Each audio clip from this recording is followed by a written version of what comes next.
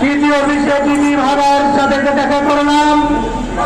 আমরা 10 জনের একটি প্রতিনিধি টিম তার রুমে বসেছি।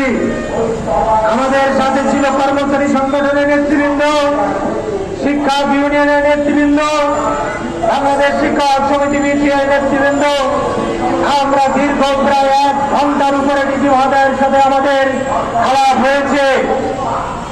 কি আলাপ হয়েছে? প্রথম প্রশ্নই ছিল, আজকে 5.5 লক্ষ শিক্ষক কর্মচারী এপ্রিল মাসের বেতন 18 তারিখ পর্যন্ত পাচ্ছে না। আপনি আমাদের শিক্ষক, আপনি একজন শিক্ষক, আপনি ডিজি হয়ে হয়েছেন শিক্ষকদের অভিভাবক। আপনি রাতে কিভাবে ঘুমান? আপনার ঘুম কিভাবে হয়? 5.5 লক্ষ শিক্ষক কর্মচারী আজকে বেতন না পেয়ে মানবতার জীবনযাপন করছে। উনি বললেন, আমি আন্তরিকভাবে দুঃখ প্রকাশ করছি এই ব্যাপারে।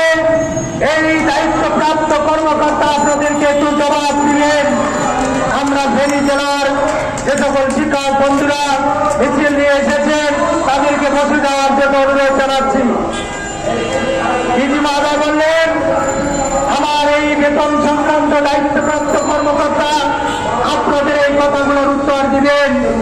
উনি এক এক করে কোথায় সমস্যা যখন বলা শুরু করছেন, ওনাকে ফার্স্ট প্রশ্ন করেছি, আপনার একজন লোকের উপর নির্ভর করে 5.5 লক্ষ শিক্ষক কর্মচারী বেতন বন্ধ কেন থাকবে আমরা এটি জানতে চাই। আমরা জানি যখন কোথাও একটি ব্রিজ বা কালভার্ট বানানো হয়, ওই ব্রিজ বা কালভার্টের জন্য একটি বাইপাস রাস্তা করা হয়। আপনার সে বিকল্প রাস্তা কেন থাকবে না? আপনার সেই সিস্টেম অ্যানালিস্ট অসুস্থ হতেই পারে, কিন্তু বিকল্প পদ্ধতিতে বিকল্প লোকের মধ্য দিয়ে কেন শিক্ষক কর্মচারীদের বেতন ভাতা চালু এলো না, এটি আপনার কাছে জানতে চাই। উনি আন্তরিকভাবে দুঃখ প্রকাশ করেছেন এবং গেজেট দেখিয়েছেন।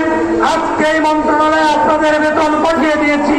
ইনশাল্লাহ আগামী দিনেই ইফতির মধ্য দিয়ে বাংলাদেশের সকল শিক্ষক কর্মচারী আপনারা বেতন পাবেন।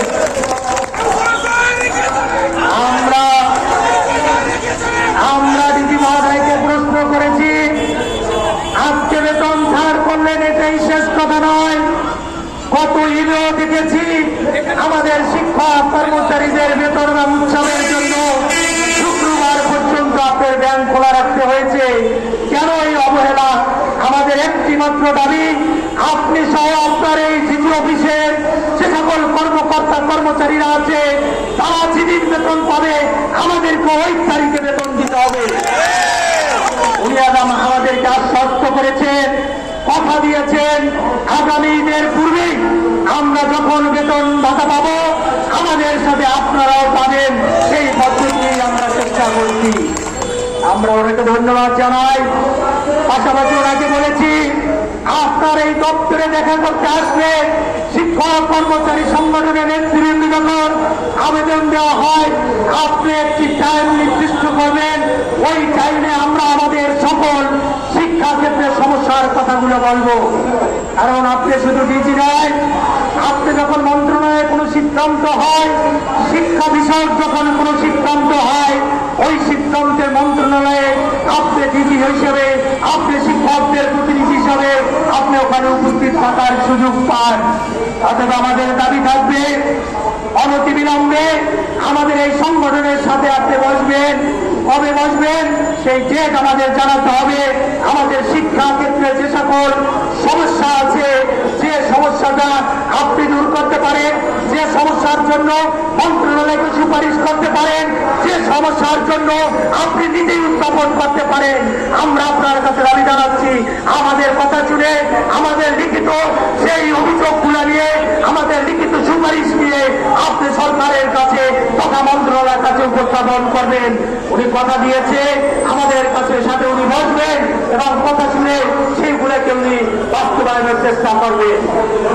বন্ধুগণ, বেতন শুধু সমাধান নয়। ওনাকে প্রশ্ন করেছি, ইতিমধ্যেই আমরা দেখতে পাচ্ছি শিক্ষা মন্ত্রণালয়ের একটি প্রস্তাব অর্থ মন্ত্রণালয় নাকি সম্মতি দিয়েছে। কি সম্মতি দিয়েছে?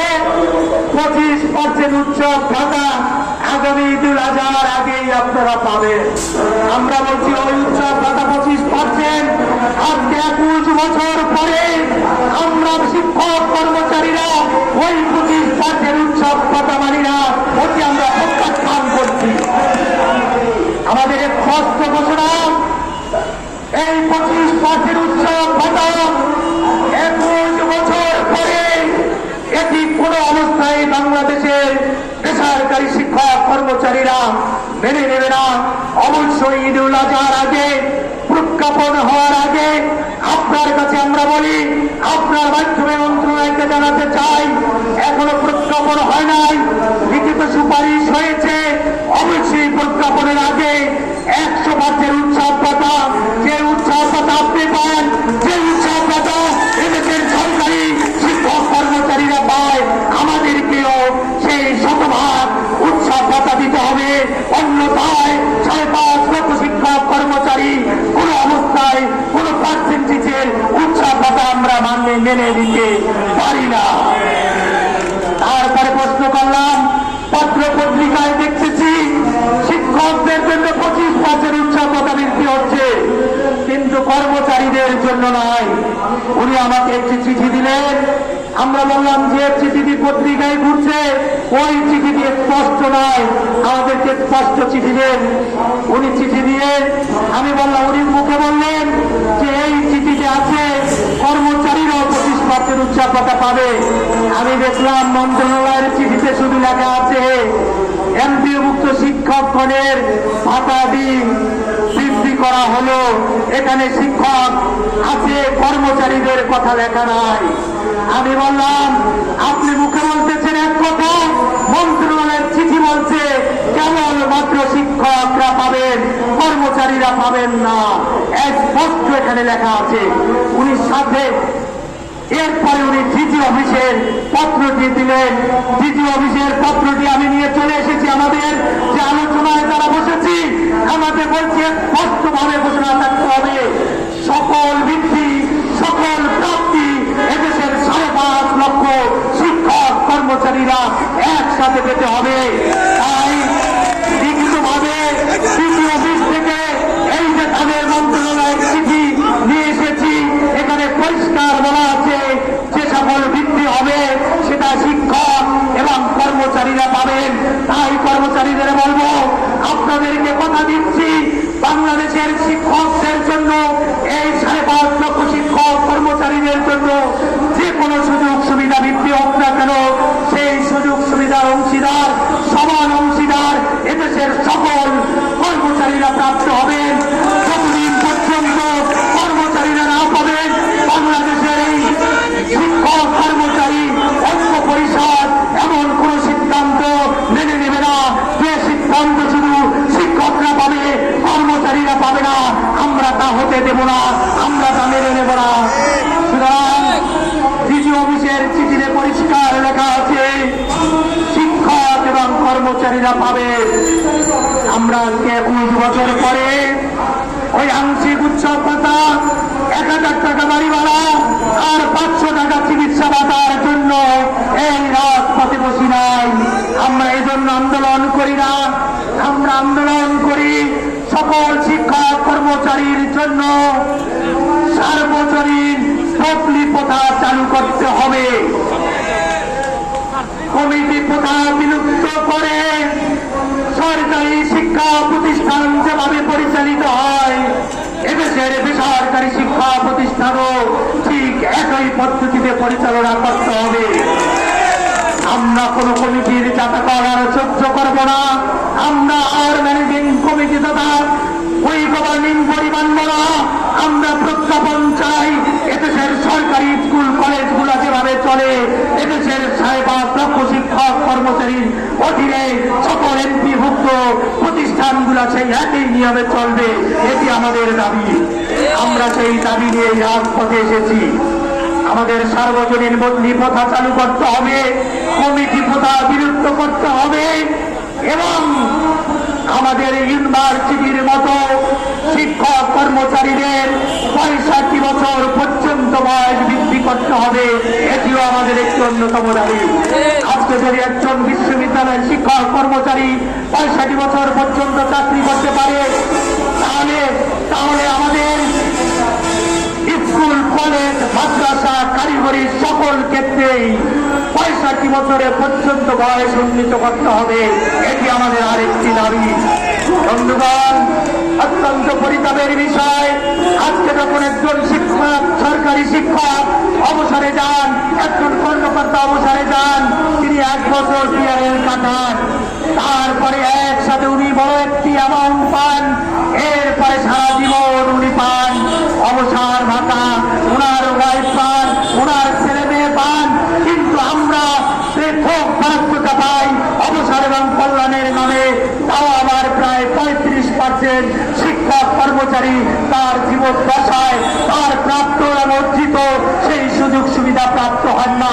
তার জন্য আমাদের দাবি হল, একজন শিক্ষক কর্মচারীর অবসর সুবিধাবোধ এবং কল্যাণ ত্যাগ বিলুপ্ত করে সরকারি শিক্ষক কর্মচারীদের ন্যায় অবসর এবং পেনশন ভাতা দিতে হবে, এটি আমাদের দাবি। ওই কল্যাণ ট্রাস্ট এবং অবসর বোর্ড যেখানে লোকেরা অবস্থান করে, যেখানে আপনার অর্জিত 7 থেকে 8,000 কোটি টাকা লুটপাট হয়েছে, সেই লুটপাট করা টাকারও হিসাব আমরা জানতে চাই বর্তমান সরকারের কাছে। এবং এই বোর্ডকে বিলুপ্ত করে সরকারি শিক্ষক কর্মচারীদের ন্যায় অবসর সুবিধা আমাদের দিতে হবে, পেনশন স্কিম আমাদের দিতে হবে।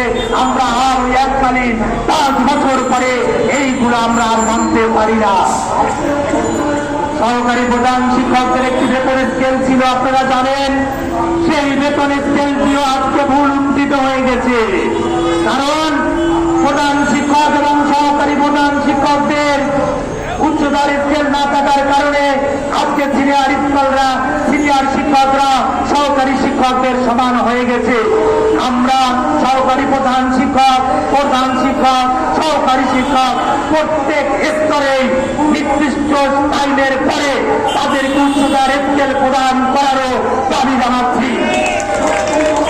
এমনি ভাবে আমাদের 11 দফা দাবি বাস্তবায়নের মধ্য দিয়ে এদেশের শিক্ষা ব্যবস্থায় সরকারি এবং বেসরকারি যে বৈষম্য রয়েছে, যেটাকে আমরা ইতিমধ্যেই পাহাড় সমবৈষম্য হিসাবে ঘোষণা করেছি, এই সকল বৈষম্যর অবসানের একমাত্র পথ হচ্ছে শিক্ষা ব্যবস্থাকে জাতীয়করণ করা।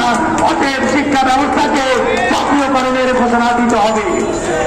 লাগাতার অবস্থান কর্মসূচি যেহেতু চলছে, আপনাদের মনে রাখতে হবে, এই প্রেস ক্লাবের পবিত্র জায়গায় দাঁড়িয়ে 2023 সালের 1 আগস্ট তখন আমরা কাপড় পরেছিলাম এবং বলেছিলাম, যতক্ষণ পর্যন্ত আমাদের সাথে আলোচনা করে সুস্থ সমাধান করা না হবে, ততক্ষণ পর্যন্ত হয় মৃত্যুবরণ করব, কিন্তু রাজপথ থেকে উঠব না। সেই দিন আলোচনার মধ্য দিয়ে আমাদেরকে স্পষ্ট ঘোষণা দিয়েছিল ওই ফ্যাসিস্ট সরকার, কিন্তু 1 বছর সময় পাওয়ার পরও তারা সেটা বাস্তবায়ন করে নাই। তাই আমাদের স্পষ্ট ঘোষণা, সারা বাংলাদেশের শিক্ষক কর্মচারী ভাই বোনেরা, আপনারা আসুন এই রাজপথে সবার সাথে কাঁধে কাঁধ মিলিয়ে যতক্ষণ পর্যন্ত আমাদের প্রত্যাশিত ঘোষণা শিক্ষা ব্যবস্থা জাতীয়করণ সহ শতভাগ উৎসাহ ভাতা, বাড়ি ভাড়া এবং চিকিৎসা ভাতা বদলি প্রথার প্রজ্ঞাপন জারি না হবে, ততক্ষণ পর্যন্ত এই রাজপথ থেকে ঘরে ফিরে যাব না। এই আহ্বান রেখে আজকের ঘেরাও কর্মসূচি আপনাদের উপস্থিতিতে সফল হয়েছে। ইতিমধ্যেই বেতন ছাড় হয়ে গেছে এবং যখনই কঠিন কর্মসূচি আসে তখনই কাজ হয়ে যায়। তাই আপনাদের কাছে বিনীত অনুরোধ জানাই, এই সের মতো আরেকটি ঝাঁকুনি দেই, যে ঝাঁকুনির মধ্য দিয়ে বর্তমান সরকার একটি শিক্ষা সংস্কার কমিশন গঠনের মধ্য দিয়ে এদেশের শিক্ষা ব্যবস্থার সকল বৈষম্যর অবসান ঘটাবে, সেই প্রত্যাশা ব্যক্ত করে আবারও সবাইকে শিক্ষক কর্মচারী ঐক্য পরিষদের পক্ষ থেকে অভিনন্দন এবং শুভেচ্ছা জানিয়ে আজকে ঘেরাও কর্মসূচি সফল হয়েছে বিদায় আরেকটি কলকালির মধ্য দিয়ে আপনাদের সবাই